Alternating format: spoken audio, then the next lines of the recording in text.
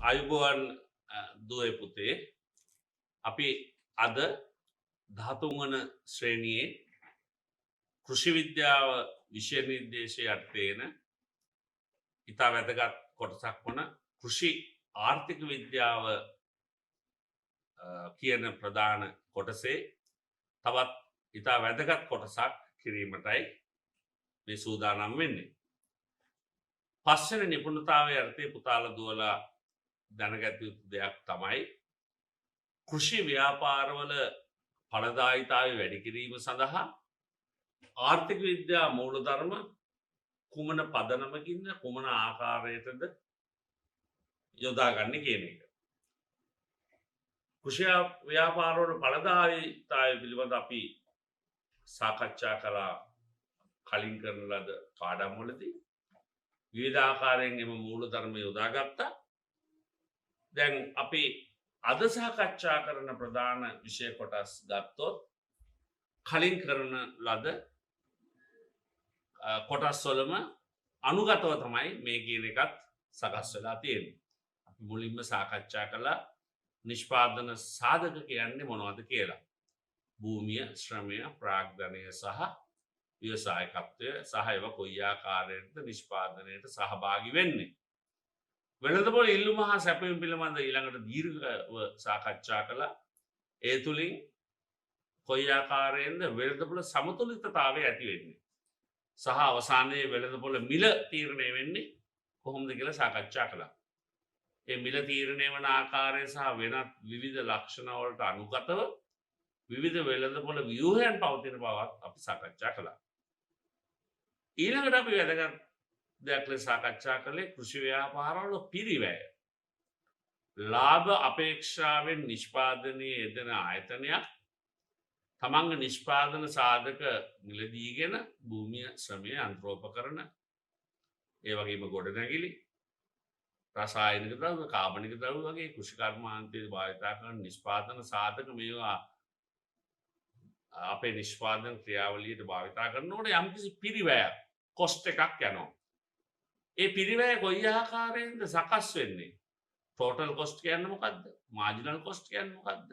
Average cost කියන්නේ මොකද්ද කියලා අපි දීර්ඝ කාල වශයෙන් සාකච්ඡා කළා. වගේම අපි වක්‍ර නිරූපණය කළා.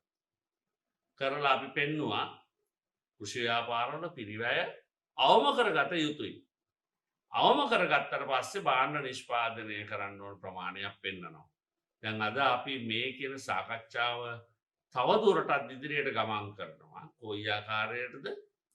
කෘෂිකාර්මික භාණ්ඩ නිෂ්පාදනයේදී පවතින සබඳතා පිළිබඳ සාකච්ඡා කරනවා. කෘෂිකාර්මික භාණ්ඩ මේ කියන නිෂ්පාදන සාධක අරගෙන අපි භාණ්ඩ නිෂ්පාදනය කරනකොට විවිධ සබඳතා පවතිනවා. විශේෂිත සබඳතා අවස්ථා 3ක් පවතිනවා. ඒ ටික පිළිබඳ තමයි මේ පාඩමේදී අපි සාකච්ඡා කරන්න යන්නේ. මේ සම්බන්ධතා ගත්තහම මේකේ නිපුණතා මට්ටම 5යි 6. මෙතනදී අපේ අරමුණ වෙන්නේ මොකද්ද? කෘෂිකාර්මික කටයුතු වලදී ලාභය උපරිම වෙන ලෙස නිෂ්පාදනයේ දෙන්නේ කොහොමද කියලා අපි සාකච්ඡා කරන්නේ. අපි කලින් සාකච්ඡා කළේ ලාභය උපරිම වෙන විදිහට පිරිවැය කොහොමද සකස් කරන්නේ. දැන් පිරිවැය කියන එක අවම කරගන්න අපේ කෘෂිකාර්මික නිෂ්පාදනවල යෙදී ඉන්න අය නිෂ්පාදකයන් කුමන ආකාරයකටද මේ නිෂ්පාදනය කළ යුත්තේ, කුමන ප්‍රමාණයක්ද නිෂ්පාදනය කළ යුත්තේ කියන අයුරු තවදුරටත් විමර්ශනය කිරීම තමයි අපි දැන් අද හදාරන්නට යන්නේ. මෙසේ හදාරන විට දුවේ පුතේ අපගේ අරමුණු කිහිපයක්ම තියෙනවා අත්පත් කර ගැනීම සඳහා. මේ පිළිබඳ හොඳ අවබෝධයක් ලබා ගත්තාම මුලදීම ඔයගොල්ලෝ මේ පාඩම කරගෙන යනකොට ඔයගලන්ට හොඳ බුද්ධියක් ලැබෙනවා අපි කුමන අරමුණක්ද මේ පාඩම තුළ ඉටු කරගත්තේ කියලා. පළමුවෙන්ම අපි සාකච්ඡා කරනවා යෙදවුන් නිමවුම් සම්බන්ධතාවයකදී සාමාන්‍ය නිෂ්පාදනය සහ ආර්ථික නිෂ්පාදනය ගණනය කරන්නේ කෙසේද කියලා. පුතාලා දුවලා මේව කරන විදිය තව දන්නේ නැහැ. හැබැයි අපි කරන්න යන්නේ මොකක්ද කියලා දැනගෙන කරන එක තමයි ඉතාමත්ම වැදගත්. යෙදවුම් සහ නිමවුම්. යෙදවුම් කියන්නේ ඉන්පුට්ස්. භූමිය, ශ්‍රමය කියලා අපි අර සාකච්ඡා කරන හතර තමයි යෙදවුම්. නිමවුම් කියන්නේ මොනවද? අපි හදන භාණ්ඩය, හෝ සේවාව. දැන් මේ දෙක අතර සම්බන්ධතාවයක් තියෙනවා. යෙදවුම් දාලා තමයි නිමවුම් ගන්නෙ. X කියලා අපි ගත්තොත් යෙදවුම් වලට, Y කියලා ගත්තොත් නිමවුම් වලට මේ X සහ Y අතර සම්බන්ධතාවයක් තියෙනවා. ඒක සාමාන්‍ය නිෂ්පාදනය සහ ආන්තික නිෂ්පාදනය කියන විශේෂිත කරුණු දෙක ඔස්සේ අපි හදාරනවා. මේව ගණනයට හසු කරන්න බලාපොරොත්තු වෙනවා. ඒ සුරෙන් අපි නිෂ්පාදන වක්‍ර අඳිනවා. පිරිවැය වක්‍ර අඳ වගේ නිෂ්පාදන වක්‍ර අපි නිර්මාණය කරනවා. නිර්මාණය කරලා කාර්යක්ෂමව නිෂ්පාදනය කළ හැකි කලාපයන් හඳුනා ගන්නවා. අපි පිරිවැයේදීත් හඳුනගත්ත අතාර්ථික කලාප, තාර්ථික කලාප කියලා කිව්වා අවම පිරිවැය වෙන අවස්ථාව. ඒ වගේ නිෂ්පාදනයේදී තියෙනවා තාර්ථික සහ අතාර්ථික කලාප. අපි මේ කලාප හඳුනා ගන්න තමයි දැන් ඊළඟට යන්නේ.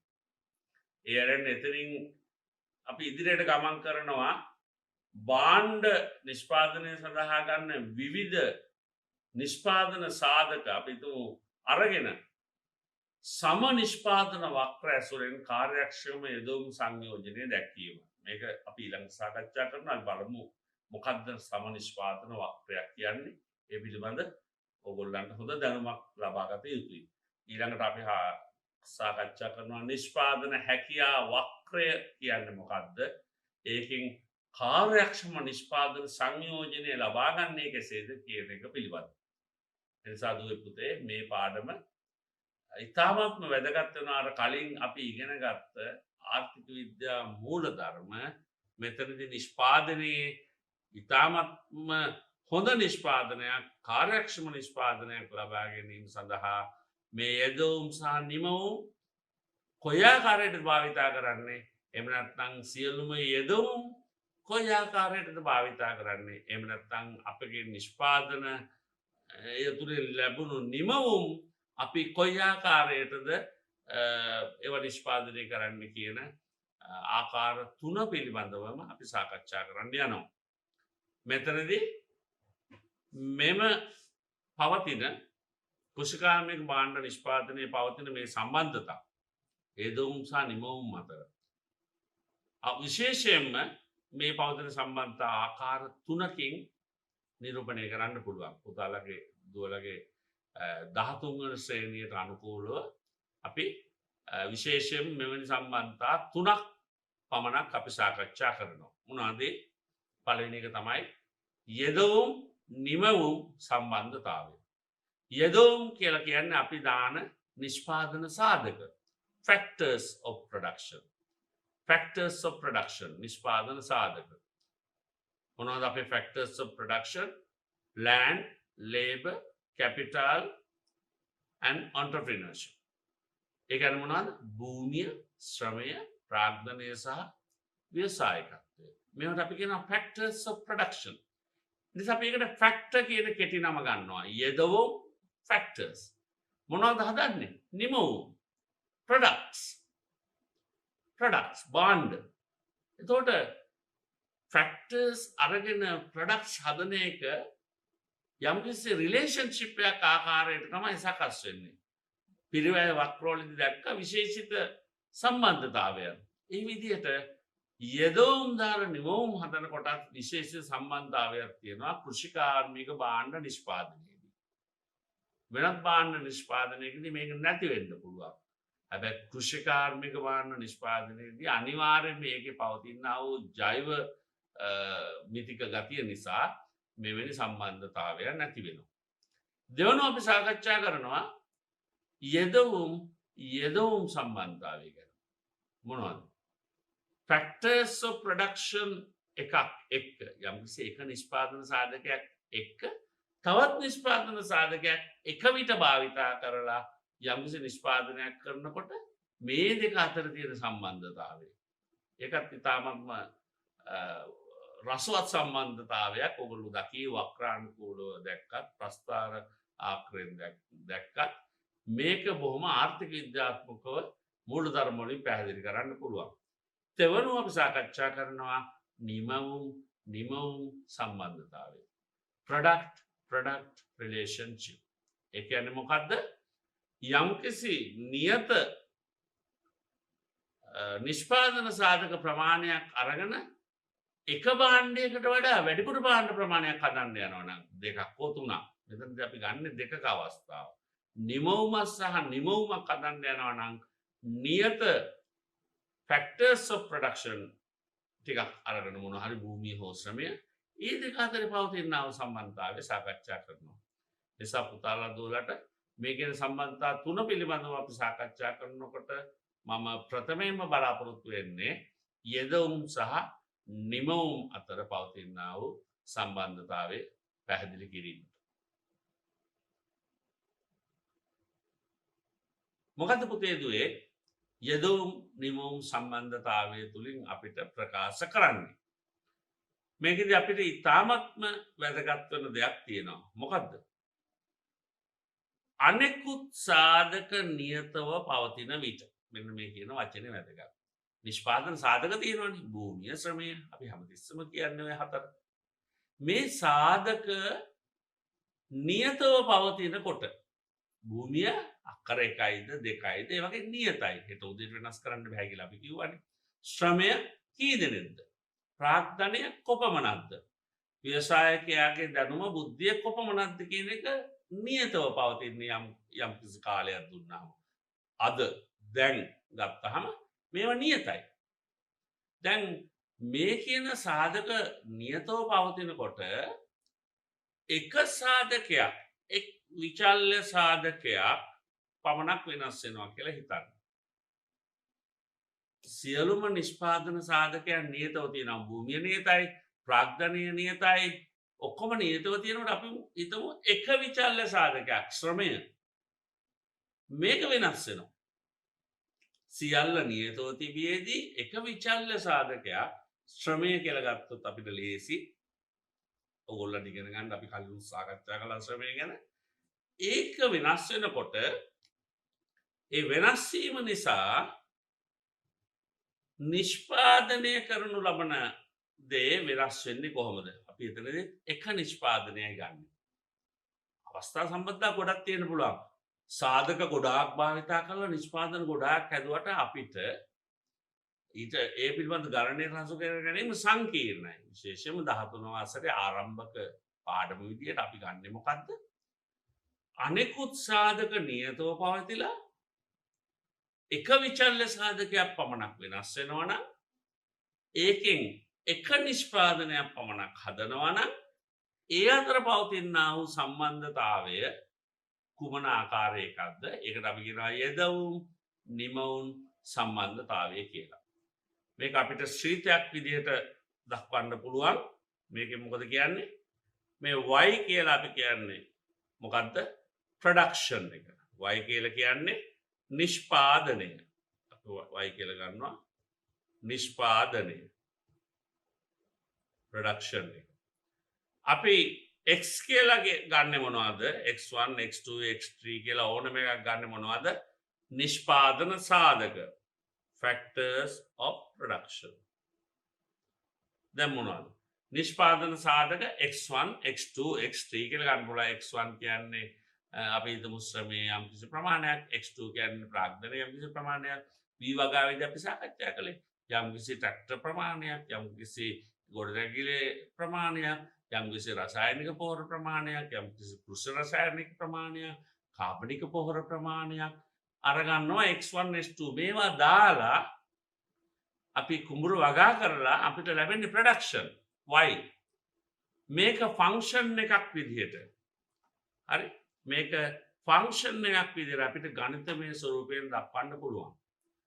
මේක විශේෂිත ලක්ෂණය තමයි පුතේ දුවේ අපි සාකච්ඡා කරනකොට අපි මේ අවස්ථාවේදී ගන්නේ y as a function of x.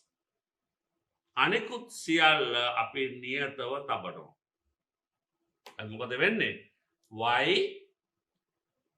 එක විචල්්‍ය සාධකයක් එක්ක කොයි ආකාරයෙන් සම්බන්ධ වෙන්නේ සහ ඒ අවස්ථාවේදී අනෙකුත් සියලුම නිෂ්පාදන සාධකයන් ෆික්ස් කරලා වෙනන්න නියතව පවතිනවා. මේ ආකාරයට තමයි අපි මේ සම්බන්ධතාවය පෙන්වන්නේ.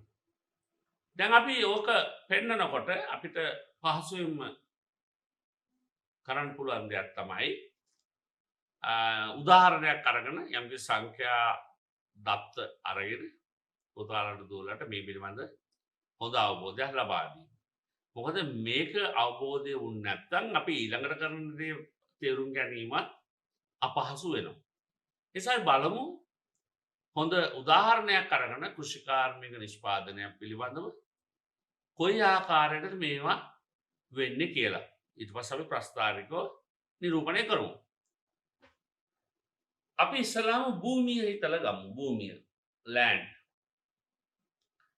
කෙටි කාලීනව අපි කියමු ෂෝට් රන් කියලා ඉගෙන ගත්තේ. කෙටි කාලයේදී භූමිය වෙනස් කළ නොහැකි. ඒ නිසා වීවකා කරන ගොවියෙක් හෝ වෙනත් නිෂ්පාදනයක් කරන නිෂ්පාදකයෙක් තමන්ගේ භූමිය මේ කරන කෘෂිකාර්මික කටයුත්ත කරන ස්ථානය සැරෙන් සැරේට දවසින් දවසට කාලෙන් කාලට වෙනස් කරන්නේ නියත ප්‍රමාණයක් තමයි මේක කරන්නේ. මහකන්නේ හෙක්ටයාර් දෙක වීවකා කරනවා. එහෙම නැත්නම් අපි හිතමු මීමැසි පාලනය කරන නිෂ්පාදක මහත්මයෙක් මෙච්චර ප්‍රමාණයක් කරනවා. අද එක ගාණක් හෙට එක ගාණක් එහෙම කරන්නේ නැහැ. නිසා මේ භූමිය කියන ඉඩකඩ අවකාශය නියතව පවතිනවා. අපි මොනවා නිෂ්පාදනය කොච්චර කළා. අපි හිතමු ඒක 4ක් කියලා. නිකන් සරලව හිතමු උදාහරණයක් විදිහට අවබෝධය සඳහා මේ භූමිය හෙක්ටයාර් 4යි. ඒක වෙනස් වෙන්නේ නැහැ. 4ෙන් තමයි මේ ඔක්කොම කරන්න වෙන්නේ. දැන් මේකට අපි දානවා කම්කරුවන්. වැඩ කිරීම සඳහා ශ්‍රමිකයන්, ශ්‍රමය. ලේබර්. ලේබර් තමයි අර කියන වෙනස් වෙන විචල්්‍ය සාධකය. කම්කරුවන් ප්‍රමාණය අපිට වෙනස් කරන්න පුළුවන්. එක්කෙනෙක් මේ භූමියට දාලා වැඩ කරන්න කියන්න පුළුවන්. අපි අවශ්‍ය වැඩේ කියලා කම්කරු මහත්තයාට අපි කියන ඔබ මෙන්න මේ කාර්යය හේතු කරන්න. දෙන්නෙක් දාන්න පුළුවන්. 3 දෙනෙක් දාන්න පුළුවන්. දාලා ඒ කාර්යයම ඒගොල්ලන්ට දෙනවා. 4ක් 5ක් ඒ විදිහට අපි තුමු කම්කරු මහත්තුරු 8 දෙනෙක් දක්වා මේකට අපි යොදවනවා. භූමිය වෙනස් වෙන්නේ නැහැ හෙක්ටයාර් 4මයි. අපගේ ලේබර් ශ්‍රමික පිරිස 8 දෙනෙක් දක්වා 1 2 3 කියලා වැඩි වෙනවා කියලා අපි විවිධ අවස්ථා ගමු. දැන් පුතේ දුවේ අපි ඉස්සලා පළවෙනි අවස්ථාව ගමු. භූමිය හෙක්ටයාර් 4යි. කම්කරු සංඛ්‍යාව එක්කෙනයි. දැන් මෙයා නිෂ්පාදනය කරනකොට හිතමු සියල්ල අපේ මොකද වෙලා තියෙන්නේ? කම්කරු සංඛ්‍යාව විතරයි වෙනස් වෙලා අනික ඔක්කොම නියතයි. අපිට හම් වෙනවා නිෂ්පාදනයක්. අපි ඒකට කියනවා total product කියලා. මුළු නිෂ්පාදනය. මේක කොස්ට් එකක් නෙමෙයි. කලින් ඒකට යන වියදම කොස්ට් එක total cost. දැන් අපිට ලැබෙන්නේ කොස්ට් එක දැරුවාම අපිට ලැබෙනවා නිෂ්පාදනයක්. අස්වැන්න. ඒකට අපි කියනවා total product. අපි ඒකට කියනවා TP. හරි TP කියලා කියන්නේ මොකද්ද? total product. දැන් බලන්න එක්කෙනෙක් මුළු හෙක්ටයාර් 4ම කටයුතු කරනකොට අපි හිතමු 8ක් හම්බ වෙනවා මොනවා හරි ඒකක වලින්. උදාහරණයක් විදියට 8ක් හම්බ වෙනවා. දෙන්නෙක් වැටුනහම 20ක් හම්බ වෙනවා. කාටද කියන්න පුළුවන් දෙන්නෙක් වැටුනහම ඇයි 16ක් වෙන්නේ නැත්තේ? නෑ. සමහරවිට හෙක්ටයාර් 4කට දෙන්නෙක් දාපුවාම ඒ දෙන්නගේ සංකලනයෙන් වැඩ බෙදිලා ගිහිල්ලා. හරි. මේගොල්ලෝ ටීම් එකක් විදියට කණ්ඩායමක් විදියට දෙන්න වැඩ කරලා බෙදාගෙන වැඩ කරලා 8කට වඩා ලබා ගැනීමේ හැකියාවක් තියෙනවා. 20ක්. 3 දෙනෙක් දානවා දක්ෂතාවයන් විවිධ දක්ෂතාවයන් තියෙන 3 දෙනෙක්. දැන් මේගොල්ලන්ගේ ශ්‍රමය බෙදිලා යනවා. එක්කෙනෙක් මේක කරනවා අනික එක්කෙනා අනික කරනවා 3 දෙනෙක් එක්කෙනා තමන්ගේ හැකියාවක් තියෙන තමා වඩා දක්ෂ දේ කරලා මේගොල්ලන්ගේ නිෂ්පාදනය වැඩි වෙනවා. 36ක් ලබා ගන්න පුළුවන්. 3 දෙනෙක් අපම 36යි. 4 දෙනෙක් දානවා. විවිධ දක්ෂතා තියෙන අය දානවා. ඒගොල්ලෝ තමන්ගේ වැඩ බෙදාගෙන කරන්න පුළුවන් දේවල් තමන්ට හැකියාවක් තියෙන විදිහට සාකච්ඡා කරලා ඒ විදිහට තමයි කම්කරුවන් මේක කරන්නේ. 48යි. 5ක් දාපුවා 55යි. දැන් පේනවා 6ක් දානවා 7ක් දානවා 8ක් දානවා. මොකද්ද දුවේ පුතේ වෙන්නේ? 5ක් දාපුවම 55යි. 6ක් දාපුවම වැඩි වෙනවා 60ට. දැන් වැඩි වෙනවා. වැඩි වෙනවනේ. 6ක් දාපුවමත් වැඩි වෙනවා. අපි බලමු තවත් ඕකේ ලක්ෂණ පැත්තක් තියෙනවා. මූල ධර්මයක් විදිහට අවබෝධ කරගන්න අපි ඊළඟට යන්නේ ඒකට. දැනට හිතන්න වැඩි වුණා 6ක් වෙනකම්. 7ක් දාපුවම 60ක් හම්බ වුණා 60මයි හම්බෙන්නේ. 6ක් දාපුවම 60යි 7ක් දාපුවම 60යි. එහෙම නැත්නම් වැඩිම ගානකට ආවා. වැඩිම ගානකට ආවා. ඒ නිසා අපිට හොඳ 6ක් දාන එකද 7ක් දාන එකද කියලා අපිට බැලිය හැකි වුණා. මොකද අපි දෙකෙන්ම හම්බෙන්නේ 60යි. 8කුත් දානවා. තවත් කම්කරුවෙක් ගෙනත් කියනවා ඔන්න ඔයත් වැඩ කරන්න. දැන් අඩු වෙනවා. 56ට අඩු වෙනවා. ඇයි? භූමිය 4ක් වුණාම 8 දෙනෙක් දාපුවාම ඒක කරන්න වැඩක් නැහැ. බලදායීතාවය විදියට. කම්කරු මහත්මුරු අනවශ්‍ය විදියට මේ භූමිය වැඩ කරන්න කියලා දැම්මට කලින් කරපු කට්ටියත් එක්ක දැන් මේගොල්ලන්ගේ ගැටුම් ඇති වෙන්න පුළුවන්. කරන්න දෙයක් නැති වෙන්න පුළුවන්. එකල වැඩේ කරන දෙන්නෙක් ඉන්න පුළුවන්. දැන් අඩු වෙන්න ගන්නවා. ටෝටල් ප්‍රොඩක්ට් එක මේ ආකාරයට ඇසිරෙනවා. අපි බලමු ඕක කොයි ආකාරයකට දෙන්නේ කියලා. කොහොමද වෙන්නේ? වැඩි වෙනවා. වැඩි වෙනවා හැබැයි ටිකක් අඩු වෙන වේගයකින් වැඩිම වෙනවා. ඊට පස්සේ මොකද වෙන්නේ කියලා බලමු අඩු වෙන්නේ කොහොමද කියලා. දැන් පුතේ ඉස්සල්ලා අපි ටෝටල් කොස්ට් කර්ව් එකෙන් ඇවරේජ් කොස්ට් කර්ව් එක ගත්තා වගේ මොනවාද බෙදුවේ ඒ වෙලාවේ නිෂ්පාදන සාධක ගණනින්. ටෝටල් ප්‍රොඩක්ට් එක කවුද ගේන්නේ? මේ කියන විචල්්‍ය පිරිවැය විචල්්‍ය සාධකය කම්කරුවන් සංඛ්‍යාව factors of production. දැන් 8ක් ගන්නකොට අපේ average product එක කීයද? දැන් ඕගොල්ලන්ගේ පිරිවැය දැනුමෙන් ගණිතමය වශයෙන් ඕගොල්ලන් මේක හදන්න හරි පහසුයි. 8ක් හදන්නේ එක්කෙනෙක් නම් average product එක 8යි. එයාගේ ඇවරේජ් ප්‍රොඩක්ට් එක සාමාන්‍ය නිෂ්පාදනය 8යි. AP 20ක් හදන්න දෙන්නෙක් නම් 10යි. 20 බෙදීම 2. 36ක් හදනවා නම් 3 දෙනෙක් ඇවරේජ් එක 12යි. 36 බෙදීම 3. මේ විදිහට අපිට පුළුවන් ටෝටල් ප්‍රොඩක්ට් එක ඊට අදාළ කම්කරුවන් සංඛ්‍යාවෙන් බෙදන්න. බෙදපුවාම එන ගාන තමයි මේ ලැබෙන්නේ. 8ක් 10ක් 12ක් 11ක් 10ක් 60ක් 7 දෙනෙක් කරනවා නම් 8.6යි. 56ක් 8 දෙනෙකුෙන් ලැබෙනවා නම් ඇවරේජ් ප්‍රොඩක්ට් එක 7යි. මොකද වෙන්නේ පුතේ දුවේ? ඇවරේජ් ප්‍රොඩක්ට් එක වැඩි වෙනවා. වැඩි මාගයකට යනවා. අඩු වෙන්නත් ගන්නවා. බලන්න. ආර්ථික විද්‍යාවේ තියෙන ප්‍රධාන මූලධර්ම වල ලක්ෂණය එසේ. වැඩි වෙනවා, ඉහළ ලක්ෂයකට යනවා, අඩු වෙන්න ගන්නවා. දැන් තීරණයක් ගන්න වෙනවනේ. ඒ කියන්නේ ආර්ථික විද්‍යාව වැදගත් වෙන්නේ. කොයි ආකාරයටද තීරණ ගන්න ප්‍රශස්ත ලෙස තීරණයක් ගැනීම හදා මොනවද වහල් වලට සාධක කියන එකනේ අපි හදාරන්නේ. දැන් මේකෙදිම අපි යමු මාර්ජිනල් ප්‍රොඩක්ට් එක ගැන. මාර්ජිනල් ප්‍රොඩක්ට්. ඒ කියන්නේ මොකද්ද? අපි දන්නවා මාර්ජිනල් කොස්ට් කියන්නේ මොකද්ද? අතිරේක නිෂ්පාදනයක් සඳහා යන වියදම. එහෙනම් මාර්ජිනල් ප්‍රොඩක්ට් කියලා කියන්නේ මොකද්ද? MP. අතිරේක නිෂ්පාදන සාධකයක් දැම්මහම ලැබෙන වැඩිපුර නිෂ්පාදනය. මාර්ජිනල් ප්‍රොඩක්ට් එක. පහසුයි තේරුම් ගන්න. එක කම්කරු මහත්මයෙක් ඉන්න අවස්ථාවක ප්‍රොඩක්ට් එක 8 නම් ඇවරේජ් ප්‍රොඩක්ට් එක 8යි 8 බෙදීම 1. ඒ අවස්ථාවේදී අපිට ලැබෙන මාර්ජිනල් ප්‍රොඩක්ට් එක කීයද? 8යි. නැති වෙලාවේ බිඳුවයි. එකිනෙක ඉන්න වෙලාවක 8 නම් 8 තමයි ආන්තික නිෂ්පාදනය.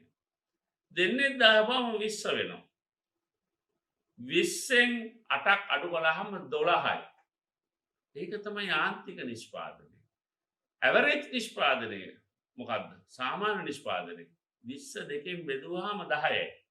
හැබැයි දෙන්නේ කාපුවාම වැඩිපුර හැදෙනවා 12. මාර්ජිනල් ප්‍රොඩක්ට් එක. 3 දෙනෙක් ආපුවාම 36ක් හදනවා. දෙන්නෙක් හිටියාම 20යි. දෙකේ ඉඳන් 3ට වැඩි කරනකොට 20 ඉඳන් 36යි 16ක් වැඩි වෙනවා. 16ක්. හතරවෙනි එක්කෙනා ආපුවාම 3 දෙනෙක් ඉන්නකොට 36යි. 4 දෙනෙක් ආපුවාම 48 නම් 12යි වැඩි වෙන්නේ. 16ක් වැඩි වෙච්ච එක දැන් 12යි වැඩි වෙන්නේ.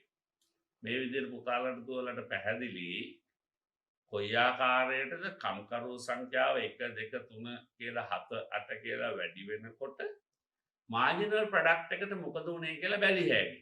උදාහරණයක් විදිහට 7ක් දානකොට 60යි.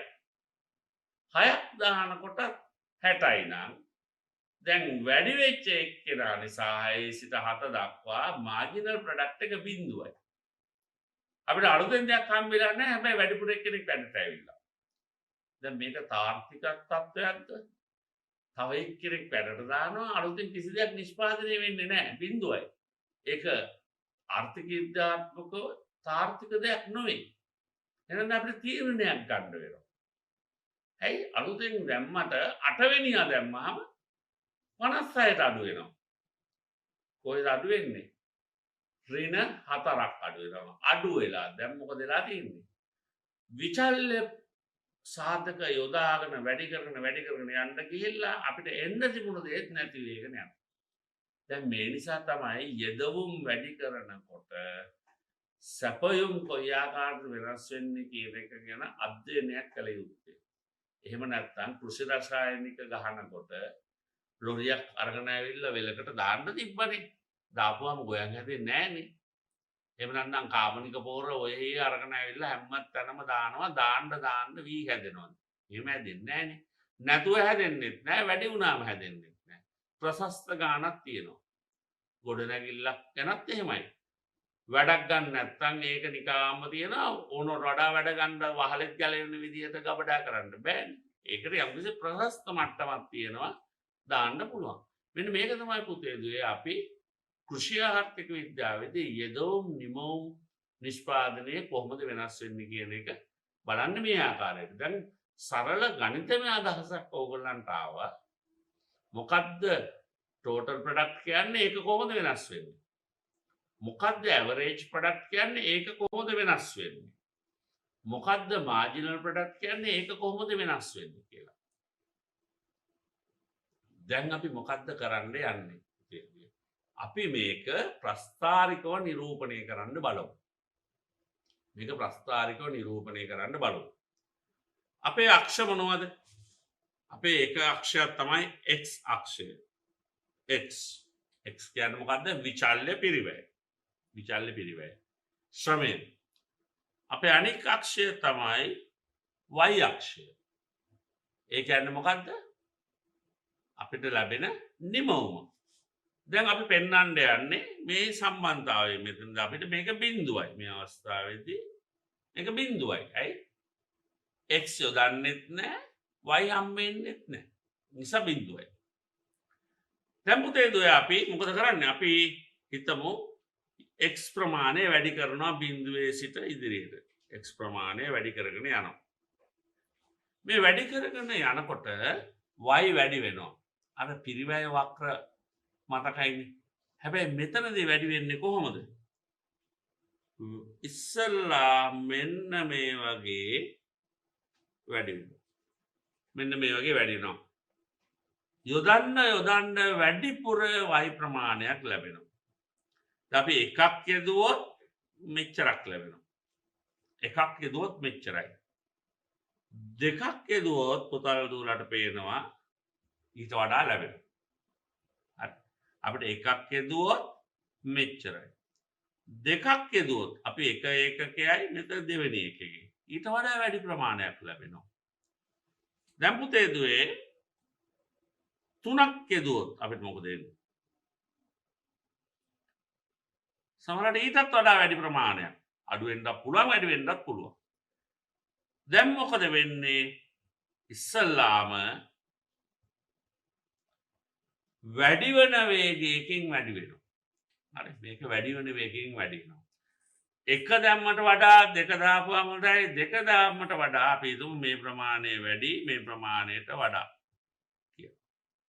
හරි මේක වැඩි මේක දෙවෙනි එක මේක තුන්වෙනි එක. මොකද්ද වෙන්නේ? වෙන්නේ මෙන්න මේ වක්‍රය මේ ආකාරයට තමයි සකස් වෙන්නේ. යට ඉඳන් අඳිනකොට අපිට තේරෙනවා මේ විදිහට මෙහෙම වැඩි වෙන වේගයකින් වැඩි වෙනවා.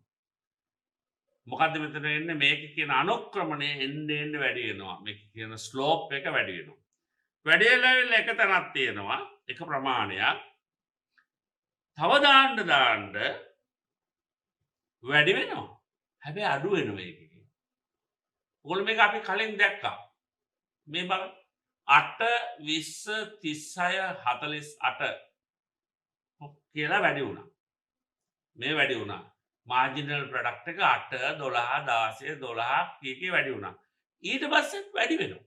ටෝටල් ප්‍රොඩක්ට් එක වැඩි වෙනවා 55 60 කියලා වැඩි වෙනවා. වැඩි වෙනවා නම් මොකද වෙන්නේ? වැඩි වෙනවා හැබැයි මේ ආකාරයට අඩුවන වේගයකින් දැන් මෙතන ඉඳන් ඊළඟ එක ගත්තාම මෙහෙම ඒක අඩු වෙනවා. ඊළඟ එක ගත්තාම මෙහෙම අපි හරියට ඇඳලා බැලුවොත් ඒක ඊට වැඩිය අඩුයි. ඊළඟ එක ගත්තොත් ඊටත් වැඩිය අඩුයි ගිහිල්ලා උපරිම ලක්ෂයකට එනවා. හැබැයි මේක එන්නේ අඩුවන වේගයකින්. මෙන්න මේ ලක්ෂයෙන් පස්සේ ඒක අනිත් පැත්ත හැරෙනවා. ඒ කියන්නේ මොකද්ද? මුලින් වැඩි වෙන වේගයකින් ඊළඟට අනිත් පැත්ත ගිහිල්ලා වැඩි වෙනවා හැබැයි අඩු වෙන අනුක්‍රමණයකින් යුතුව. මේක තමයි මේ අපේ නිෂ්පාදන සාධක වැඩි කරගෙන යනකොට වෙන දේ. ඇවිල්ලා මේක උපරිම ලක්ෂයේ අපි හිතමු මෙතෙන් ආවා. උපරිම ආවා. තවත් දානවා. දැන් මොකද වෙන්නේ? තවත් දානකොට මේ අර දාන්නේ නියතව තියෙන භූමියට ස්ථාවර සාධකයට. දැන් භූමියේ ඵලදායීතාවය අඩු වෙන්න ගන්නවා. ගොඩනැගිල්ලේ ඵලදායීතාවය අඩු වෙනවා. යන්ත්‍ර සූත්‍රවල කරන්න පුළුවන් උපරිම වැඩේ කරන්නේ තවදුරටත් ඒක කරන්න බෑ. උපරිමයට ඇවිල්ලා තියෙනවා. දැන් එහෙනම් පුතේ දුවේ වෙන්නේ මොකද්ද? මේක අඩු වෙන්න ගන්නවා. මේක ඉතාමත්ම හොඳින් අවබෝධ කරගත යුතු තත්ත්වයක්. මොකද වෙන්නේ? අපි මේ ටෝටල් ප්‍රොඩක්ට් කර්ව් එක මේ කියන වක්‍රය අඳින්නේ ඒ ආකාරයට. මුලින්ම අපි අඳිනවා බිඳුවේදී බිඳුවයි. ඊට පස්සේ ඕගොල්ලෝ දකිනවා මේක වැඩි වෙන වේගයකින් ඊට පස්සේ වැඩි වෙනවා හැබැයි අඩු වෙන වේගයකින් S අකුරක් වගේ මේක තියෙන්නේ මේ බලන්න. ඕගොල්ලන් අඳිනකොට මගේ දැන් පේනවා ඕගොල්ලන්ට මේ විදිහට මෙහෙම ඇවිල්ලා ඊළඟට මෙහෙම අනිත් පැත්තට යනවා. S අකුරක් වගේ. ඇවිල්ලා උඩරිම තැනකට යනවා. මේක තමයි TP වල මැක්සිමම් උපරිම ලක්ෂ්‍ය. මෙන්න මෙතනදී ඒක ලැබෙනවා. ඊට පස්සේ මේක ඍණාගයක් ගන්නවා. මේක ධනාගයක් මේක ධනාගයක්. ධනයගේ සිට ධනාගයට ගිහිල්ලා උපරිමයට ගිහිල්ලා අඩු වෙනවා. දැන් මොකද වෙන්නේ? අපි මේ වෙලාවේදී වෙන අපි බලමු කොහොමද ආන්තික නිෂ්පාදනය. එහෙම නැත්නම් අපි හිතමු සාමාන්‍ය නිෂ්පාදනය ඇවරේජ් ප්‍රොඩක්ට් එකට මොකද වෙන්නේ කියලා. මොකද ඇවරේජ් ප්‍රොඩක්ට් එකට වෙන්නේ? ඇවරේජ් ප්‍රොඩක්ට් එක මේ අවස්ථාව දක්වා වැඩි වෙනවා. ඇවරේජ් ප්‍රොඩක්ට් එක වැඩි වෙනවා. මෙන්න මේ විදිහට වැඩි වෙනවා. එකට වඩා දෙකට වැඩි දෙකට වඩා තුනට වැඩි. ඔයගොල්ලෝ ඒක දැක්කා. මේ බලන්න 8 සිට 10ට එනවා 10 සිට 12ට එනවා. හැබැයි 12ටම ඇවිල්ලා නවතිනවා. 8 සිට 10ට වැඩි වුණා 10 සිට 12ට වැඩි වුණා ඊට පස්සේ 12මයි. ඊට පස්සේ අඩු වෙනවා. අඩු වෙන්න හේතු පුතාලා 12 තේරුම් ගත්තා. උපරිම ලක්ෂයකට ඇවිල්ලා මේක අඩු වෙන්න ගන්නවා. උපරිම ලක්ෂයකට එනවා. හරි? උපරිම ලක්ෂයකට ඇවිල්ලා මේක අඩු වෙන්න ගන්නවා. මේ උපරිම ලක්ෂය අපිට ඒ ලැබෙන හරි අපි ප්‍රස්ථාරයක් ගන්නවා නම් යම් කිසි අවස්ථාවකදී උපරිම ලක්ෂයකට එනවා අපි හිතමු ඇවිල්ලා අඩු වෙනවා. ඒ නිසා අපිට මේකේ AP maximum point එකක් මාක් කරන්න පුළුවන්. maximum point එක. මේ පැත්තේදී මේක ධන මේ පැත්තේදී ධන. හැබැයි උපරිම ලක්ෂයේ සිට දෙපැත්තට තමයි මේක නැමිලා තියෙන්නේ. හරි. ඒ නිසා ඇවරේජ් ප්‍රොඩක්ට් එක ඕගොල්ලන්ට පේනවා 8 10 12 12 11 10 8.7 කිය බිඳුවට එන්න කලින් ඉතා සෙමෙන් යම්කිසි ආකාරයක මෙන්න මේ විදිහට අඩු වෙනවා. මේක තමයි ඇවරේජ් ප්‍රොඩක්ට් කර්ව් එක අඳින විදිහ. පුතල් දුරට අපි දත්ත දුන්නාම මේක අඳින්න පුළුවන්. මේක ඉතා තේරුම් ගන්න ඕන දේ තමයි ඇයි එහෙම වෙන්නේ කියන එක අපි බලමු. ඊළඟට අපි පුතේ දුවේ මාර්ජිනල් ප්‍රොඩක්ට් කර්ව් එක ගමු. මාර්ජිනල් ප්‍රොඩක්ට් කර්ව් එක. මේ කියන දත්ත ටික. 8යි 12ක් වැඩි වුණා 16ක් වුණා. වැඩි වුණා. ඊළඟට මොකද වෙන්නේ? අඩු වෙනවා. වැඩි වුණා ඊළඟට වෙනවා අඩු වුණා. වැඩිම වෙලා අඩු වුණා. 7 5 ඊළඟට බිඳුව වෙනවා. බිඳුව වෙලා ඍණ වෙනවා. හැබැයි පුතේ දුවේ මේක සම්බන්ධයේ පොඩි තියෙනවා එක තැනක් වැදගත් තැනක්. මාර්ජිනල් ප්‍රොඩක්ට් එක බිඳුව වෙන අවස්ථාවේදී ටෝටල් ප්‍රොඩක්ට් එක තියෙන්නේ ඒකේ මැක්සිමම් තැන. මාර්ජිනල් ප්‍රොඩක්ට් එක බිඳුව අවස්ථාවේදී තමයි ටෝටල් ප්‍රොඩක්ට් එක උපරිම තියෙන්නේ. කොයි අවස්ථාවේදී භූමිය 4යි.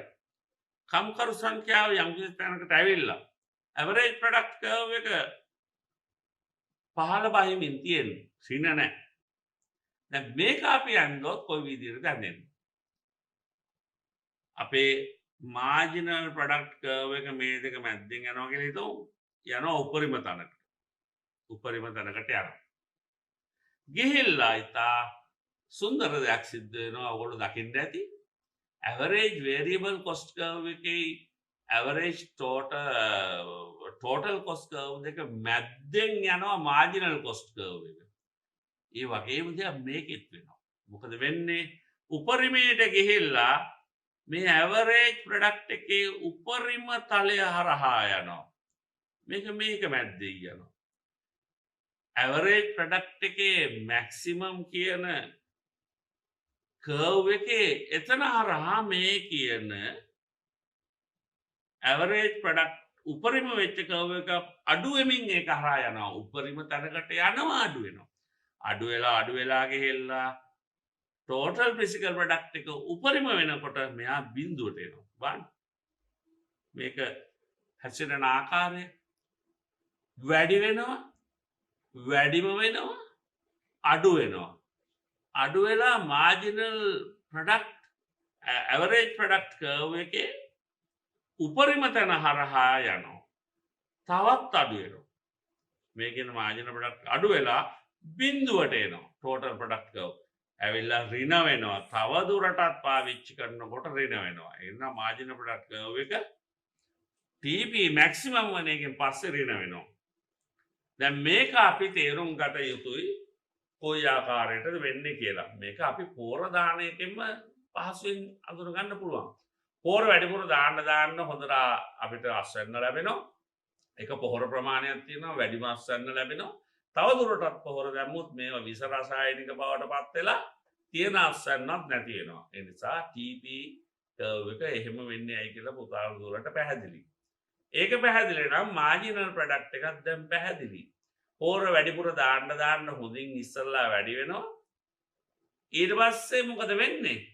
පෝර දාන්න වැඩි වුණාට මාර්ජිනල් ප්‍රොඩක්ට් එක අඩු වෙනවා. අර කලින් අපි දැක්කා වගේ. පෝර තව ටිකක් වැඩිපුර දැම්ම කියලා අස්සන්න වැඩි වුණාට ඉස්සල්ලා තරම් වැඩි වෙන්නේ නැහැ.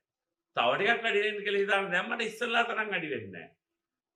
වැඩිම අවස්ථාවේදී තමයි මාර්ජිනල් ප්‍රොඩක්ට් එක 0. තවත් දාන්න ගියොත් ඉවරයි. තවත් දාන්න ගියොත් හම්බෙන්නේ නැහැ. ඒ නිසා ටෝටල් ප්‍රොඩක්ට් එක උපරිම තැනදී මාර්ජිනල් ප්‍රොඩක්ට් එක බිඳුවයි. තවත් දාන්න ගියොත් ටෝටල් ප්‍රොඩක්ට් එක කඩා වැටෙනවා. ඍණ වෙනවා. ඒතකොට අනිවාර්යයෙන්ම අපිට ලැබෙන මාර්ජිනල් ප්‍රොඩක්ට් එකක් උසාල් දුරට වෙනවා ඍණ වෙනවා. 60 ඉඳන් 56ට අඩු වෙනවා. වැඩිපුර පෝර දාන්න ගිහිලා විස වෙලා ඇවරේජ් ප්‍රොඩක්ට් එක බෙදලා යන ගාන ඒකත් අඩු වෙනවා. ඍණ වෙන්නේ නැහැ. හැබැයි මාර්ජිනල් ප්‍රොඩක්ට් එක බිඳුවේ ඉඳන් ඍණ 4ට ගමන් කරනවා. මේක ධන 4කින් අඩු වෙනවා මේ අඩු වෙනකොට මේක ඍණ ලකුණක් දක්වා අඩු වෙනවා. මේක තමයි අපි පැහැදිලිව තේරුම් ගත යුතු සම්බන්ධතාවය. යෙදවුම අනුව නිෂ්පාදන නිමවීම කොයි ආකාරයකටද වෙනස් වෙන්නේ කියලා. අපි බලමු පොතේ දුවේ මේක මෙන්න මේ ආකාරයෙන් මට පැහැදිලි කරන්න පුළුවන්. අපිට හිතමු කම්කරුවන් සංඛ්‍යාව 0 සිට 10ක් ඉන්න අවස්ථාවක්. මම වෙනත් අවස්ථාවක් ගන්නම් ඔයගොල්ලන්ට අවබෝධයක් ලබා ගැනීම තවදුරටත්. අපි හිතමු කම්කරු 10ක් ඉන්න අවස්ථාව. 0 1 2 3 4 5 10 කියලා ඉන්නවා 10 දෙනෙක්. බලන්න ටෝටල් ප්‍රොඩක්ට් එක 0ේදී 0යි. අපි දන්නවනේ. එක්කෙනෙක් ඉන්නකොට 6යි. දෙකේදී 14යි. තුනේදී 26යි. හතේදී 57යි. වැඩි වෙනවා. 8ේදී 9ේදී 8ේදී 60යි. 9ේදී 61යි. 10ේදී 60යි. දැන් මොකද්ද පුතාලට පේන්නේ? අර එහා පැත්තේ අනිත් පැත්තෙන් අපිට මේන මේ කර්ව් එක නේද අපි මේ නිර්මාණය වෙලා තියෙන්නේ. බලන්න 0ේදී 0යි. ඉස්සල්ලා අපිට පේනවා 3ක් තියෙනකොට 26යි. දැන් මෙතන 3ක් තියෙන අවස්ථාවේදී මෙතන 26ක් දක්වා ආවා. නිකන් S කර්ව් එකක් වගේ. S අකුරක් පොඩ්ඩක් නැමිලා තියෙනවා වගේ කෙලින් රේඛාවක් නෙමෙයි. පල්ලෙහාට අපේ වැඩිවන අනුක්‍රමණයක් තියෙනකොට අඳින රේඛාව. දැන් බලන්න ඊළඟට මොකද වෙලා තියෙන්නේ? 6ක් තියෙනකොට 52යි මේ. වැඩි වෙනවා. හැබැයි අඩු වෙන වේගයෙන්. අර S කියන වක්‍රය දැන් පොඩ්ඩක් අනිත් පැත්ත හැරුණා. දැන් අර කියන එක පොයින්ට් එකෙන් පස්සේ අනිත් පැත්ත හැරෙනවා. ඒකේ අනුක්‍රමණය ස්ලෝප් එක අඩු වෙනවා. ඒ නිසා වැඩිපුර කම්කරුවෝ යෙදුවා කියලා වැඩිපුර හම් වෙනවා අත්වෙන්න. හැබැයි මාර්ජිනල් ප්‍රොඩක්ට් එක වැඩිපුර ලැබෙන ප්‍රමාණය අඩුයි. ගිහලා උපරිම තැනට යනවා. 9ේදී 61ක් හම් වෙනවා. අපිට 9ේදී 61ක් හම් වෙනවා. 61ක් හම් වෙනකොට ඒක තමයි උපරිම අවස්ථාව. දැන් තව මොකද වෙන්නේ? තවත් කම්කරුවෙක් එකතු කරනවා. දැන් මොකද වෙන්නේ? පල්ලෙහාට වැටෙනවා. පල්ලෙහාට වැටලා ආයෙ 60ට එනවා. දැන් බලන්න තීරණයක් ගත යුතු අවස්ථාවක්. වැඩි වෙන වේගයෙන් වැඩි වෙන වෙලාවෙදී වැඩි වෙන වේගයේ අඩු වෙන වේගයකින් වැඩි වෙන වෙලාවෙදී වැඩිම වෙලාවෙ සහ අඩු වෙන වෙලාවෙදී දැන් මේ තීරණය ගන්නකොට අපිට වැදගත් වෙන්නේ මොකද්ද? AP සහ MP කියන වක්‍ර දෙක. අපේ එක වක්‍රයක් තියෙනවා. අපි හිතමු මෙන්න මෙතෙන් එනකම්. මෙන්න මේ දෙක එකිනෙකට කැපෙන තැන මෙන්න මේක. හරි. මේ දෙක මේක එකට කැපෙන තැන. මෙන්න මේ රේඛාව ඇන්දොත් අපි. මෙතනදී මොකද වෙන්නේ? AP සමාන වෙනවා MP වලට. ඇයි? මේ වක්‍ර දෙක එකිනෙක කරා යනවනේ. එතනදී අපි එකෙන් මොකද කියන්නේ? ඇවරේජ් ප්‍රොඩක්ට් එක තාම පොසිටිව්. ඒ කියන්නේ ඇවරේජ් සාමාන්‍ය නිෂ්පාදනයේ පොසිටිව්. හොඳයි. go ahead. යන්න පුළුවන් ඉදිරියට යන්න. හැබැයි මාර්ජිනල් ප්‍රොඩක්ට් එක අඩු වෙන්න පටන් අරන් දෙක සමාන වන අවස්ථාව උදා වෙනවා. තවදුරටත් ගියොත් මාර්ජිනල් ප්‍රොඩක්ට් එක ඇවරේජ් ප්‍රොඩක්ට් එකටත් වැඩිය අඩු වෙනවා. සාමාන්‍ය නිෂ්පාදනයට වඩා ආන්තික නිෂ්පාදනය අඩු වෙන්න ගන්නවා. අපි ඒ කලාපය හඳුනා ගමු. එතෙන් එනකම් අපි හිතමු මේ හරියේදී මේ කලාපය අපි හඳුනා ගමු කලාපයක් විදියට. ඊළඟට මෙතෙන් යනකම් උපරිම අවස්ථාව. දැන් අපි හඳිමු ඒ කලාපය. මෙතනදී මොකද වෙන්නේ? ඇවරේජ් ප්‍රොඩක්ට් එක ධන. මාර්ජිනල් ප්‍රොඩක්ට් එක එනවා කොතෙන්ද එනකම්? ඒක ඍණ වෙනකම් එනවා මෙතන. මේ අවස්ථාවේදී මේ දෙක අතරදී ඍණ වෙන අවස්ථාවක් එනවා. මාර්ජිනල් ප්‍රොඩක්ට් එක ඍණ කියන්නේ තවදුරටත් ඉදිරියට ගියොත් මොනවත් හම්බෙන්නේ නැහැ. එහෙනම් මේක තව කලාපයක් ලෙස ගන්න පුළුවන්. අපි මේක තුන්වෙනි කලාපයේ දාමු. දැන් බලන්න අපිට කලාප තුනක් තියෙනවා. පළවෙනි කලාපය, දෙවෙනි කලාපය සහ තුන්වෙනි කලාපය ලෙස. දැන් අපි බලමු මේකෙන් කොයි කලාපයද නිෂ්පාදනය කරන්න ඕන කියලා. පළවෙනි කලාපයේදී නිෂ්පාදනය නැවතුවොත් මේ කම්කරුවෝ දාන එක මොකද වෙන්නේ? පළවෙනි කලාපයේදී මේක නැවතුවොත් වෙන්නේ මොකද? නිෂ්පාදනයත් වැඩි වෙන වෙලාව, ආන්තික නිෂ්පාදනයත් වැඩි හොඳට තියෙන අවස්ථාවක්, සාමාන්‍ය නිෂ්පාදනයත් හොඳට තියෙන අවස්ථාවක්. ඒ නිසා ඇවරේජ් ප්‍රොඩක්ට් එක මාර්ජිනල් ප්‍රොඩක්ට් එකට එන්න කලින් කවුරු හරි කම්කරු යෙදීම නවත්තනවා නම් ඒක බොහොම අතාර්ථික කලාපයක්. ඒක කරන්න හොඳ නැහැ. ආර්ථික විද්‍යා මූලධර්ම අනුව කවුරුවත් මෙන්න මේ කලාපය තුලදී තමන්ගේ නිෂ්පාදන සාධක යෙදවුම් නවත්තන්න හොඳ නැහැ. ඒකට කියනවා පළවෙනි අතාර්ථික කලාපය කියලා. එහෙම නවත්තනවා නම් එයා අතාර්ථික විදියට තීරණ ගන්න කෙනෙක්. ඒ තව දුරට ගිහිල්ලා ලාභ ගන්න පුළුවන් ඇද්දි තව හොඳට හදන්න පුළුවන්කමක් නවත්තනවා. කවුරු හරි ගිහිල්ලා වැඩිපුර දාලා තියෙන දේත් නැති කර ගන්නවා නම් මේ කලාපේ ඒකත් හොඳ නැහැ. ඒ නිසා අපි මේකට කියනවා අතාර්ථික කලාපය දෙක, irrational zone 2. දැන් බලන්න irrational zone 2 කියලා කියන්නේ මොකද්ද? දෙපැත්තෙන් තාර්ථික කලාපයක් මැද්දෙන් අතාර්ථික කලාප දෙකක් තියෙනවා. එක කලාපයක් තියෙනවා එතන නවත්තන්න හොඳ නැහැ. නැවත්තොත් අපිට ලාභ උපරිම කරන්න බෑ. අනිත් පැත්තෙන් මොකද වෙන්නේ? ඒක කරගෙන ගියොත් පාඩුයි, තියෙන ලාභෙත් නැති වෙනවා. එහෙනම් කොයි කලාපේද ඉතා හොඳ ගොවි මහත්තයෙක් එහෙම නැත්නම් කම්කරවන්නේදීම කළ යුත්තේ මේ කියන මැද තියෙන තාර්ථික කලාපේ. දැන් මේක කොහොමද තීරණය වෙන්නේ පුතේ දුවේ? මේක ඉතා වැදගත්. කවුද තීරණය කරන්නේ කොච්චර කම්කරුවෝ දානවද? 4ක් දානවද, 5ක් දානවද, 9ක් දානවද, 8ක් දානවද කියලා තීරණය කරන්නේ කොහොමද? කම්කරුවන් සම්පූර්ණයෙන්ම නිකන් නම් හම්බෙන්නේ. වතුර නිකන් හම්බ වෙනවා, ඔක්සිජන් නිකන් හම්බ වෙනවා වගේ කම්කරුවොත් නිකන් නම් හම්බෙන්නේ. අපි මොකද කරන්න ඕනේ? අර 10 දෙනෙක්ම 9 දෙනෙක්ම දාන එක අර කියන උපරිම ලක්ෂයට යනකම් ඒගොල්ලන් යොදවන එක තමයි කරන්න තියෙන්නේ. ඇයි? අපිට විදවක් යන්නේ නැහැ. යම් කිසි දෙයක් නොමිලේ ලැබෙනවා නම් ඒකනේ අපි වැඩිපුර ගන්න කැමති.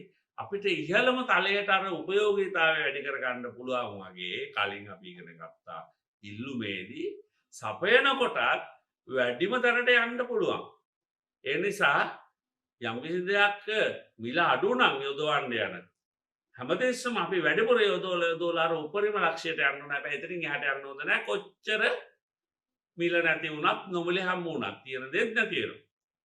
හැබැයි මේකෙන නිෂ්පාදන සාධකයට කම්කරුවන්ට සල්ලි දෙන්න අවශ්‍ය නම් දැන් මොකද වෙන්නේ? මෙන්න මේ කියන ආන්තික ඵලදානියාය බලපානවා. මොකද වෙන්නේ?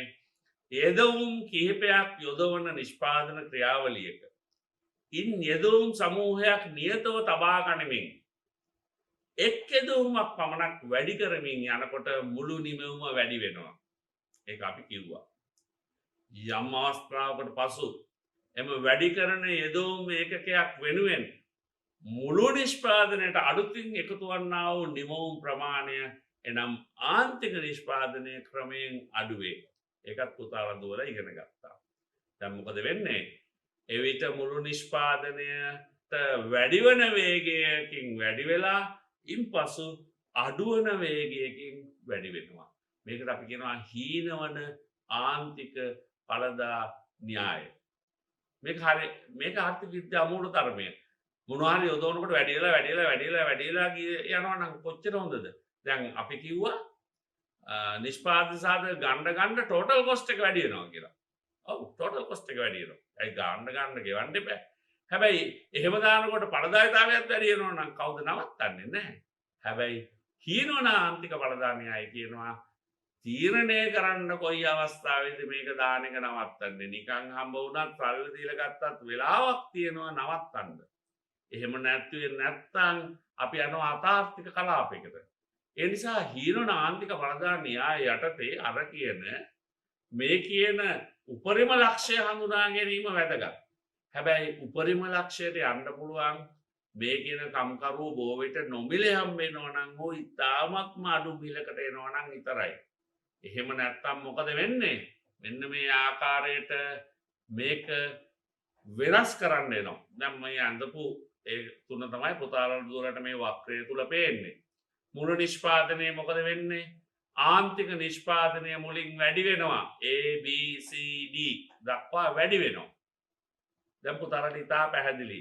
කොහොමද මේක අඳින්නේ? කොහොමද මේක වෙන්නේ? මම එකපාරම මේක දැම්මනම් මේක කොහොමද වෙන්නේ කියලා ඔයගොල්ලන්ට තේරුම් ගැනීම අපහසු වෙන්න ඉඩ තිබුණා. ඒ නිසා තමයි අපි ගානක් හදලා රූපයක් ඇඳලා තුන්වෙනුවට මෙතෙන්ට ආවේ. දැන් ඕගොල්ලන්ට මේ කතාව හොඳට තේරෙනවා. ආන්තික නිෂ්පාදනය වැඩි වෙනවා D දක්වා. ආන්තික නිෂ්පාදනය අඩුවන වේගයකින් වැඩි වෙන කලාපය ඊළඟ එක. ආන්තික නිෂ්පාදනය වැඩි වෙනවා හැබැයි අඩුවන වේගයකින් E F G කියලා H කියන කලාපයට එනවා. උනෙන් පස්සේ මොකද වෙන්නේ? ආන්තික නිෂ්පාදනයේ ඍණාගයක් ගන්නවා. ඇයි? නිෂ්පාදනය කඩා වැටෙනවා. ඒ නිසා අපි කලාප තුනක් හඳුනා ගන්නවා යෙදවුම් සහ නිමවුම් අතර මේ කියන සම්බන්ධතාවය. උදාහරණ දෙකට ඉතාමත්ම පැහැදිලි මේක දැන් කොයි ආකාරයට ඇයි එහෙම වුණේ කියලා. එහෙම නැතු අපි මේක කටපාඩමින් එහෙම තමයි වෙන්නේ කියලා හඳුනා ගන්න බෑ. අපි දැනගන්න ඕනේ මේ කලාප මොනවද? මේ කලාපය තමයි මෙන්න මෙතනදී මොකද වෙන්නේ? අපේ AP curve එක යනවා මේ විදිහට, AP වක්‍රය යනවා මේ විදිහට, MP වක්‍රය ඉහළ ගිහිල්ලා පල්ලෙහාට ඇවිල්ලා මෙහෙම යනවා. උඩටම යනවා මේක හරහා යනවා. දැන් බලන්න මේ කලාපය තමයි මේක. මේක ඍණ දක්වා යන කලාපය තමයි අපේ තාර්කික කලාපය. අපි මේකට කියනවා රැෂනල් සෝන් කියලා. රැෂනල් කියන්නේ තාර්කික කලාපය. තාර්කික කලාපයක් කියන්නේ මේක තුල සිදුවන දේ අපිට සාධාරණීකරණය කරන්න පුළුවන්. ආන්තරික නිෂ්පාදනය වැඩි වෙනවා. හැබැයි අඩු වෙන වේගයකින්. ඒ නිසා තීරණය කරන්න ඕන කොයි වෙලේද නවත්තන්නේ? ඇයි? යමක් අඩු වෙන වේගයකින් වැඩි වේගන යනවා නම් කොයි වෙලේද අපි දැනගන්න ඕනේ මේක බිඳුවට එනවා කියලා. ඒ බිඳුවට අවස්ථාවේදී නවත්තන්න පුළුවන්. ඒක තමයි එක කලාපයක් අපිට නවත්තන්න තියෙනවා. දැන් මේක තමයි මේක තුල මම පැහැදිලිව පෙන්නලා තියෙනවා. දැන් ඕගොල්ලන්ට ඉතාම පැහැදිලි පළවෙනි අවධිය, දෙවෙනි අවධිය, තුන්වෙනි අවධිය කියන්නේ මොකක්ද? total product curve එකේ හැටි කොහොමද? average product curve එක කොහොමද? marginal product එක කොහොමද? මෙතෙක් කළා සාකච්ඡා කරපේවා රූප සටහන කොයි ආකාරයට නිර්මාණය වුණේ කියලා ඔයගොල්ලන්ට පැහැදිලි. මම එකවරම මේක දැම්මනම් මේක අඳින තැන ඔයගොල්ලන්ට හිතා ගන්නත් බැරිවි. ඒකේ තර්කයකුත් නෑ ඊට පස්සේ. දැන් හැබැයි පුතාලට දුරට හොඳ අවබෝධයක් තියෙනවා. ඇයි AP උපරිම වෙන්නේ? ඇයි MP බිඳුව වෙන්නේ? ඇයි එතනදී TP වැඩිම වෙන්නේ? කොයි කලාපයේද ඉන්න ඕනේ? කොයි කලාපයෙන්ද යන්න ඕනේ කියලා හොඳට අවබෝධයක් තියෙනවා. ඒ නිසා අපි නිෂ්පාදන කලාප තුනම පිළිබඳ හොඳ අවබෝධයක් ගත්තා. පළවෙනි අවධිය, දෙවෙනි අවධිය, තුන්වෙනි අවධිය. දැන් අපි එහෙනම් මොකද කරන්න ඕනේ?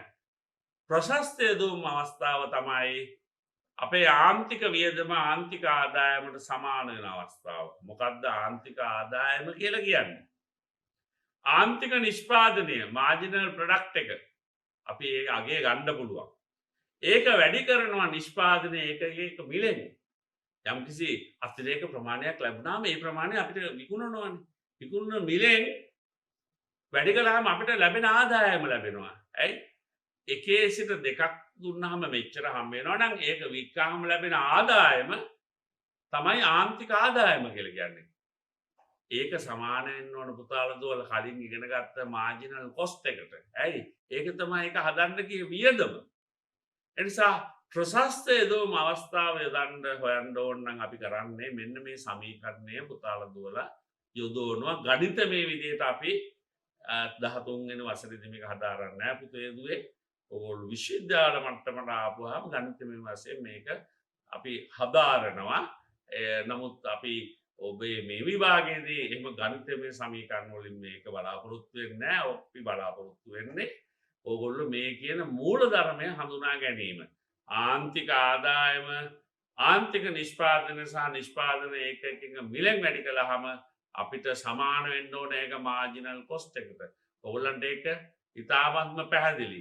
ආන්තික නිෂ්පාදනය බිඳුව නම් එහෙනම් කියන්නේ මාර්ජිනල් ප්‍රොඩක්ට් එක බිඳුව නම් නිෂ්පාදනයේ කොයි මිලක් තිබ්බත් විකුණන්න දෙයක් නැහැ. ආන්තික ආදායම බිඳුවයි. ආන්තික ආදායම බිඳුනේ අවස්ථාවේ මාජිනල් කොස්ට් එකක් තියෙනවමයි. ඇයි මේක අලුතෙන් හදන්න වියදමක් යනවනේ. ඒ නිසා ඒක ඉරෂනල්. ඒ නිසා තමයි ඒ දෙක සමාන නොවන අර ඉහළම තලයේ ටෝටල් ප්‍රොඩක්ට් එක මැක්සිමම් වෙන වෙලාවේ නවත්තන්න කියලා කියන්නේ. එහෙම නැත්නම් ඊට අඩු කලාපයකදී නවත්තන්න ඕනේ. අපි බොහෝ විට ඒක නවත්තන කලාපය ඊට අඩු කලාපයක් වෙන්න පුළුවන්. මෙන්න මේ විදිහට. ඇයි අපේ ප්‍රොඩක්ට් එකේ මිල වැඩි වෙන්න තමයි අපි ඉහළට යන්න කැමති. අපේ ප්‍රොඩක්ට් එකට වැඩි හොඳ වෙළඳපොළ හොඳ වටිනාකමක් තියෙනවා නම් පුළුවන් තරම් විචල්්‍ය යෙදවුම් යොදලා අපි ඒක හදන්න හදනවා. එහෙම නැත්නම් විචල්්‍ය යෙදවුම් වල මිල අඩු වෙනවා නම් වැඩි වෙනවා. දැන් බලන්න. ඒ නිසා අපි ඉන්න කලාපය මේක. හැබැයි හැමතිස්සම උපරිම තැනට යන්න බෑ පුතේ දුවේ. ඇයි අපේ යෙදවුම් වලට මිලක් තියෙනවා. මිල එහෙ මෙහෙ වෙනකොට අපිට නිෂ්පාදනය සඳහා අපේ තියෙන ප්‍රාග්ධනය අපේ තියෙන ඉතුරු ශ්‍රමය වගේ ඒවා හැමතිස්සම එකම ප්‍රමාණය යොදන්න බෑ. ඒ නිසා අපි මේ කියන අවධිය තාර්ථික අවධිය තේරුම් ගැනීම ඉතාමත්ම වැදගත්. එහෙනම් දුවේ පුතේ අපි යෙදවුම් සහ නිමවුම් අතර සම්බන්ධතාවය තමයි හැදෑරුවේ. අපි ඊළඟට අනිකුත් සම්බන්ධතා හදාරමු. එතෙක් මම ඔබ සියලු දෙනාටම ආයුබෝවන් කියලා මෙම පාඩමෙන් සම්පූර්ණ